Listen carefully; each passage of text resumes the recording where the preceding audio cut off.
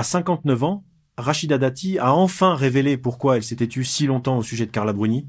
Pendant 15 années, elle a porté seule une vérité qu'elle n'avait jamais osé formuler. Une vérité liée à une fracture intime qui remonte à 2009. Ce n'est ni un règlement de compte, ni un caprice tardif.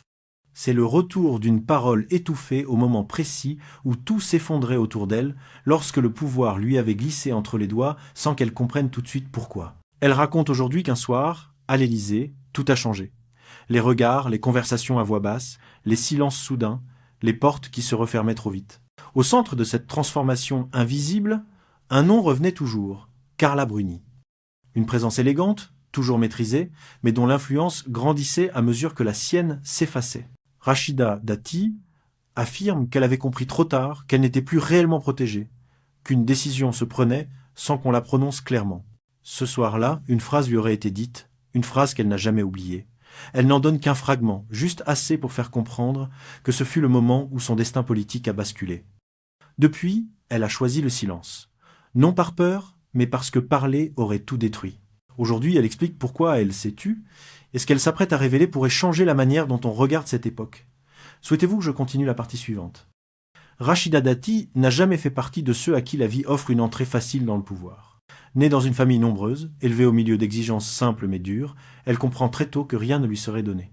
Son enfance, marquée par la discipline, les responsabilités précoces et la conscience permanente du manque, forge en elle une volonté singulière. Étudier, travailler, avancer, recommencer. Chaque étape dans son parcours est une lutte silencieuse contre les limites que les autres imaginaient pour elle. Dans l'administration française, où les codes sont précis et où les portes s'ouvrent rarement pour ceux qui en viennent de loin, elle s'impose sans chercher à plaire. Elle s'impose parce que c'est le seul chemin, par son rythme, par sa rigueur, par ce franc-parler qui déstabilise mais qui fonctionne. Peu à peu, elle attire l'attention d'hommes et de femmes d'influence, jusqu'à croiser la trajectoire de Nicolas Sarkozy, celui qui deviendra son allié politique le plus puissant. Entre eux, la relation se construit sur l'efficacité. Il apprécie sa détermination, elle comprend ses exigences. Lorsqu'il accède à l'Élysée en 2007, leur complicité professionnelle se transforme en loyauté politique. Dati devient garde des Sceaux, première femme d'origine maghrébine à occuper ce poste. Un symbole fort, un succès historique, mais aussi le début d'une exposition médiatique violente, où chaque geste, chaque choix vestimentaire, chaque parole est scrutée. C'est à ce moment que Carla Bruni entre dans le paysage présidentiel. Sa présence modifie immédiatement les équilibres internes. Là où Dati fonctionne dans la vitesse et la franchise, Carla observe, influence, nuance. Deux styles, deux mondes, deux façons de comprendre le pouvoir. Au départ, rien de conflictuel. Juste une tension subtile, un glissement progressif dans les regards et dans les priorités. Rachida Dati le dira plus tard. Avant même la fracture de 2009, elle avait senti qu'un espace s'ouvrait entre elle et le président. Un espace où les décisions ne passaient plus forcément par elle. Un espace où l'on parlait autrement, plus calmement, plus prudemment. Un espace où Carla Bruni semblait occuper une place nouvelle. C'est dans ce climat feutré, presque imperceptible, que naît le silence que Dati portera pendant 15 ans. Quand Carla Bruni devient première dame, Rachida Dati comprend immédiatement que quelque chose se transforme à l'Élysée. Rien n'est dit, rien n'est affiché, mais tout se ressent. Les conversations deviennent plus feutrées, les décisions plus filtrées, les priorités plus nuancées. La présence de Carla, discrète mais parfaitement maîtrisée, commence à peser sur les rapports internes. Elle ne parle pas beaucoup, mais son silence attire l'attention. Elle ne s'impose pas, mais son regard suffit pour orienter les choix. Dati, elle, fonctionne autrement. Elle avance vite, tranche vite, parle sans calcul inutile. Deux univers opposés. Deux manières d'exister dans un espace dominé par des hommes où la parole féminine est toujours scrutée, entre elles aucune hostilité déclarée, mais une méfiance élégante, subtile, presque inévitable. Les réunions changent, les couloirs aussi. Le ton du président se fait différent selon la présence de l'une ou de l'autre, et dans ces nuances que peu perçoivent, Dati voit la carte du pouvoir se redessiner. Au début, elle tente d'ignorer ces micro-signaux. Elle se concentre sur ses réformes, son poste, son efficacité. Mais bientôt, elle remarque que certains dossiers passent par des circuits nouveaux, moins transparents. Elle remarque aussi que les conseillers autrefois proches deviennent prudents. Comme si chacun attendait de savoir de quel côté le vent soufflerait. Ce vent, justement, semble tourner autour de Carla. Non pas par confrontation, mais par influence douce, diffuse, presque imperceptible. Deux femmes, deux légitimités, deux loyautés différentes autour du même homme. Une cohabitation qui aurait pu rester stable, Mais derrière les sourires et les politesses, un malaise s'installe. Un malaise si discret que seuls ceux qui vivent au cœur du pouvoir peuvent le reconnaître. Et c'est ce malaise, cette tension silencieuse, qui conduira directement à la nuit de 2009, la nuit où tout basculera. La fracture ne commence pas brutalement. Elle s'installe lentement, comme une fissure qui s'élargit chaque jour un peu plus sans que personne ne l'avoue. Au début de l'année 2008, Rachida Dati sent que quelque chose a changé. Elle est toujours garde des Sceaux, toujours en première ligne, toujours dans le rythme effréné qui fait sa réputation. Mais autour d'elle, le silence se densifie. Elle n'est plus consultée sur certains dossiers qu'elle considérait autrefois comme essentiels. Elle n'assiste plus à toutes les réunions stratégiques. On oublie de la prévenir. On lui transmet l'information après coup. Rien de violent, rien de frontal. Juste une succession de détails qui commencent à dessiner une vérité difficile à regarder en face. Ce n'est pas Sarkozy qui s'éloigne vraiment, c'est l'appareil autour de lui. Les conseillers, les collaborateurs, les voix feutrées du palais, tous semblent adopter une prudence nouvelle. Une prudence dirigée vers quelqu'un d'autre, vers une influence différente. La présence de Carla Bruni, désormais officiellement première dame, prend une dimension nouvelle. Elle s'impose non pas par la force, mais par l'attention qu'on lui accorde, par la façon dont on anticipe ses réactions, par l'importance croissante de sa parole dans les décisions qui comptent. Dati, lucide, comprend que ce n'est plus la même dynamique. Elle sent que la carte intérieure du pouvoir est en train de se redessiner autour d'un centre qu'elle n'incarne plus complètement. Ce n'est pas une chute, pas encore. C'est un déplacement, un glissement lent, mais irréversible. Elle le voit dans les regards, dans les silences, dans les conversations qui s'interrompent lorsqu'elle entre dans une pièce. Et puis arrive la nouvelle que personne n'attendait, sa grossesse. En janvier 2009, Rachida Dati apparaît à la sortie d'un ministère, souriante, puissante, mais visiblement affaiblie. La presse s'emballe aussitôt. Le mystère autour du père, les spéculations incessantes, la pression médiatique qui s'accroît jour après jour. Le pouvoir ne supporte jamais longtemps le bruit. Mais ce qui dérange le plus, ce n'est pas l'enfant, c'est le silence, le refus de révéler un nom, le choix d'une femme de protéger sa vie privée dans un monde où tout doit être exposé, expliqué, justifié. Ce silence-là, la presse le transforme en énigme. Le pouvoir, lui, le transforme en problème. À l'Élysée, le climat devient glacé. Certains collaborateurs l'évitent, d'autres lui parlent avec une politesse mécanique, comme s'il recitait un texte appris par cœur. Le président lui-même semble partager entre estime, loyauté et inquiétude. Il l'appelle moins souvent. Il lui parle avec une retenue qu'elle ne lui connaissait pas. Rien de cruel.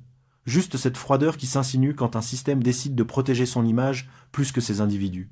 Et au milieu de cette tension diffuse, Carla Bruni occupe une place qui grandit silencieusement. On lui demande son avis, on tient compte de ses ressentis, on ajuste des décisions en fonction d'elle, pas parce qu'elle ordonne, mais parce qu'elle incarne désormais l'équilibre délicat d'une présidence scrutée en permanence. Elle devient la figure douce où convergent les efforts de communication, l'image que l'on veut maîtriser. Pour Dati, cette transformation est un choc, pas parce qu'elle jalouse Carla Bruni, mais parce qu'elle réalise qu'elle n'est plus perçue comme un atout, mais comme un risque. Une femme politique enceinte, exposée, mystérieuse, entourée de rumeurs que personne ne parvient à faire taire. Une ministre qui attire trop d'attention au moment où la présidence cherche la stabilité. Un après-midi, lors d'une réunion, Dati parle, expose un dossier, propose une stratégie. Les autres écoutent, notent, mais la décision finale se prend ailleurs, dans un couloir, dans un bref échange entre deux conseillers. Elle le remarque, elle comprend. La fracture devient visible. Et puis vient le soir, qui restera gravé en elle, un dîner restreint. Quelques visages familiers. Une atmosphère étrange, trop calme pour être sincère. À la fin, quelqu'un lui demande de rester encore un instant. Ce n'est pas Sarkozy. C'est une conversation à part, presque chuchotée, car la Bruni est là. Pas froide, pas hostile. Simplement précise. Elle explique que certaines tensions ont besoin d'être apaisées, que la presse doit être maîtrisée, que l'image de la présidence repose sur un équilibre fragile, et c'est alors que tombe la phrase que Rachida Dati n'oubliera jamais. On ne t'abandonnera pas, mais il faut que tu comprennes ta place. Une phrase douce en apparence. Mais dans ce monde-là, la douceur est parfois la forme la plus brutale de mise à distance. Dati ne répond pas. Elle comprend immédiatement ce que cela signifie. Ce n'est pas une menace. C'est un verdict. Un avertissement enveloppé dans un sourire. À partir de ce moment, tout s'accélère. On lui propose un poste prestigieux au Parlement européen, officiellement c'est une promotion. Officieusement, c'est un départ organisé. Un éloignement nécessaire pour protéger l'image du pouvoir. Personne ne le dit, mais tout le monde le sait. On ne pousse jamais quelqu'un dehors frontalement, on le déplace avec élégance. On l'applaudit tout en l'éloignant. C'est ainsi que fonctionne le pouvoir. Dati accepte. Que pouvait-elle faire d'autre? Se battre aurait été fatal. Dénoncer aurait détruit non seulement sa carrière, mais aussi l'équilibre politique du moment. Et au centre de tout cela, il y avait sa fille. Son nom, sa sécurité, sa tranquillité. Elle comprend qu'elle doit se taire, que sa parole, à cet instant précis, serait une arme qui se retournerait contre elle. Alors elle part. Elle s'éloigne. Elle sourit devant les caméras. Elle félicite publiquement ceux qui l'ont soutenue. Mais à l'intérieur, elle porte une blessure qu'elle ne peut partager avec personne. Une blessure faite de loyauté trahie, de confiance brisée, d'un pouvoir qu'elle a servi et qui un jour a décidé qu'elle devait disparaître. Pendant 15 ans, la question revient. Pourquoi n'a-t-elle rien dit? Pourquoi ce silence? Elle répond aujourd'hui, elle s'est tue parce qu'elle n'avait pas le droit de parler. Parce qu'elle savait que ces mots auraient déclenché un séisme politique. Parce qu'une femme, dans cette époque-là, ne pouvait pas tout dire sans payer le prix fort. Parce qu'elle devait protéger sa fille d'un scandale qui aurait dévoré sa vie. Parce qu'on lui avait fait comprendre, sans jamais le dire ouvertement, qu'il y avait des vérités incompatibles avec la stabilité d'une présidence. Et surtout parce qu'elle savait que personne ne l'aurait défendue. Ce soir-là, en 2009, la fracture s'est ouverte. Et c'est cette fracture, plus que tout le reste, qui explique son silence. Pendant des années, Rachida Dati avance sans regarder en arrière. Elle reconstruit pièce par pièce ce que la fracture de 2009 avait brisé. À Strasbourg, elle travaille sans relâche. Elle ne demande rien. Elle n'attend rien. Elle observe seulement comment la distance lui rend peu à peu ce que le pouvoir lui avait retiré. La lucidité. Elle retrouve une forme de liberté.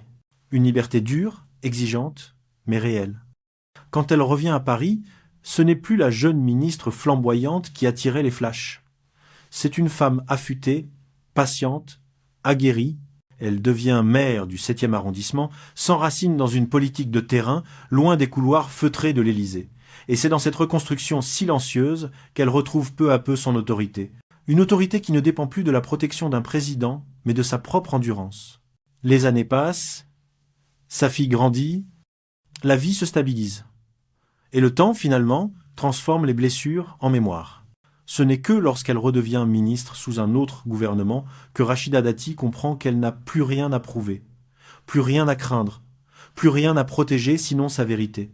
À 59 ans, elle parle pour la première fois de ce moment qu'elle avait enfoui pendant 15 ans. Elle n'en fait pas un drame, elle ne cite pas de nom, elle ne cherche ni vengeance ni revanche. Elle explique simplement que le silence fut une nécessité, une protection, une façon de survivre dans un système où l'apparence comptait plus que la justice, où les femmes qui s'imposaient trop vite étaient vite rappelées à l'ordre. Elle révèle que son silence n'était pas un aveu de faiblesse, mais un acte de responsabilité. Oui, elle a été blessée. Oui, elle a été mise à l'écart. Oui, elle a compris ce que signifie être une femme dans un monde où l'on décide toujours pour vous. Mais elle refuse désormais que ce chapitre définisse sa vie. Car la renaissance de Dati ne se lit pas dans ses mots, mais dans sa posture, dans sa manière de rappeler qu'elle a survécu à tout cela sans céder, sans s'effondrer. Et lorsque Carla Bruni choisit de ne pas répondre, c'est presque une confirmation silencieuse. Cette histoire n'a plus besoin de confrontation. Elle n'a plus besoin de justification. La vérité de Dati n'est pas une attaque, c'est une libération. Une façon de reprendre la place qu'on lui avait niée. Une manière de dire qu'elle existe encore, debout, intacte, après avoir traversé un monde qui voulait son silence. La vérité que Rachida Dati révèle aujourd'hui ne cherche ni à blesser, ni à réécrire l'histoire. Elle ne vise pas Carla Bruni, ni même ceux qui ont participé à son éloignement discret. Elle raconte un moment, une phrase, une fracture, que seules les femmes qui ont vécu au cœur du pouvoir peuvent comprendre. Ce qu'elle décrit, ce n'est pas un conflit entre deux femmes, mais le fonctionnement d'un système où les loyautés se négocient en silence, où les choix se murmurent dans les couloirs, où les décisions qui changent des vies tiennent parfois en quelques mots prononcés à voix basse. Pendant 15 ans, elle a porté ce poids en silence, non par faiblesse, mais par nécessité, par instinct, par protection. Aujourd'hui, ce qu'elle dévoile éclaire une époque entière. Elle montre comment la politique, dans sa beauté et sa brutalité, peut briser ceux qu'elle a d'abord portés. Elle montre aussi qu'une femme peut survivre à ses brisures, s'en relever, reconstruire sa carrière, sa dignité, sa parole. Rachida Dati ne demande pas qu'on la plaigne. Elle ne demande pas qu'on la célèbre. Ce qu'elle affirme, c'est qu'il est enfin temps de nommer ce que les autres préfèrent taire. Et dans ce geste, il y a une forme de courage qui dépasse les personnes, une manière de rappeler que les femmes du pouvoir ne sont pas seulement des symboles ni des silhouettes, ce sont des êtres qui paient parfois le prix fort pour rester debout. En racontant pourquoi elle s'est tue, elle transforme son silence en force. Elle referme un chapitre sans chercher à rouvrir des blessures, mais en choisissant de les regarder en face. Et sa dernière leçon peut être la plus importante: la vérité n'a pas besoin d'éclat pour exister. Elle a seulement besoin du moment où l'on décide enfin de ne plus la craindre.